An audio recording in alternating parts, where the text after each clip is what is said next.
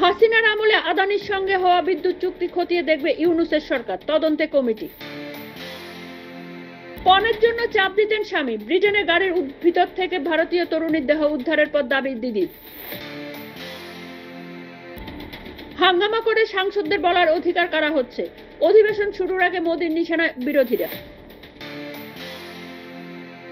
আদানি নিয়ে আলোচনার চেয়ে লোকসভায় মুলতবি প্রস্তাবে রণকৌশল ঠিক করতে বৈঠকে কংগ্রেস। ফড়নবিস মুখ্যমন্ত্রী হলে আপত্তি নেই অজিতের এনসিপি, শিন্ডে সেনা আর বিজেপি এখনো চুপচাপ।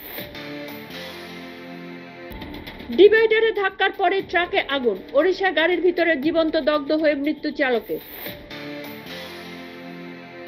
আদানি ওয়াক অফ মণিপুর, শীতের অধিবেশন উত্তাপ নিয়ে শুরু হচ্ছে সংসদে, পদ্মের অক্সিজেন মহারাষ্ট্র।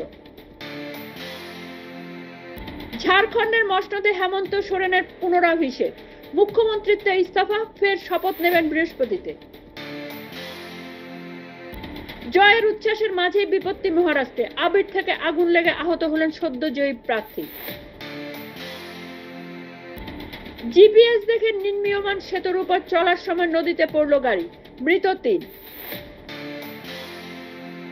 ৪০ বছর আগের গ্যাস দুর্ঘটনার ফল এখনো ভুগছে ভোপাল, দুর্ঘটনার রাতের স্মৃতি ফিরে দেখলেন চিকিৎসক।